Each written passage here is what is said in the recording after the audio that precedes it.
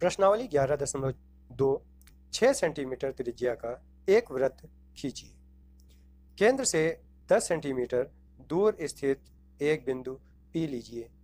P से वृत्त पर स्पर्श रेखाएं युग्म की रचना करनी है और साथ ही साथ इन स्पर्श रेखाओं की लंबाइयां भी मापनी है। तो एक्सरसाइज का है। तो आइए दोस्तों हम शुरू करते हैं। सबसे पहले हम एक O केंद्र लेते हैं जिसे 6 सेंटीमीटर त्रिज्या का एक वृत्त बना लेते हैं और इस O केंद्र से हम 10 सेंटीमीटर दूरी पर एक बिंदु P ले लेते हैं। अब हमें क्या होता है, एक रेखा OP प्राप्त होती है जिसे हम अर्धक कर देते हैं। अर्धक करने पर जब हम प्रकार और पेंसिल की सहायता से चापें लगाते हैं तो इन चापों को मिलाने वाली जो रेखा है वो OP रेखा को M बिंदु पर काट देती है।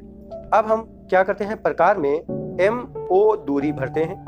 दूरी भरने के बाद हम क्या करते हैं, एक दूसरा वृत्त खींचते हैं। इस दूसरे वृत्त को खींचने पर हम देखते हैं कि यह वृत्त पहले वाले वृत्त को दो बिंदुओं पर काटता है। अब हम इन दोनों बिंदुओं का नाम रख देते हैं।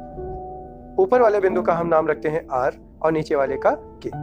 अब हम क्या करते हैं, P बिंदु से एक स्पर्श रेखा खींचते हैं जो R बिंदु से होकर के जाती है। इस प्रकार से हमें हमारी पहली PR स्पर्श रेखा मिल जाती है। इसी प्रकार से हम नीचे भी P के बिंदु तक की एक स्पर्श रेखा खींच देते हैं। इन दोनों स्पर्श रेखाओं की जो माप है वो 8 सेंटीमीटर होगी। तो आइए शुरू करते हैं इसकी रचना के चरण। सबसे पहले हम हेडिंग डालते हैं और हमारा जो पहला बिंदु है, किसी बिंदु O को केंद्र मानकर एक 6 सेंटीमीटर त्रिज्या का वृत्त बनाया। एक बिंदु P लिया जो केंद्र O से 10 सेंटीमीटर दूर है, OP को मिलाया। दूसरा बिंदु हमारा जो है वो OP का लंब समद्विभाजक खींचा जो रेखा PO को बिंदु M पर काटता है।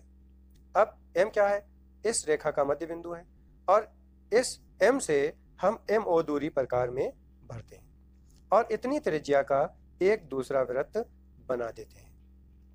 माना ये वृत्त पहले वाले वृत्त को जो पहले से हमने बना रखा है बिंदु R और K पर काटता है।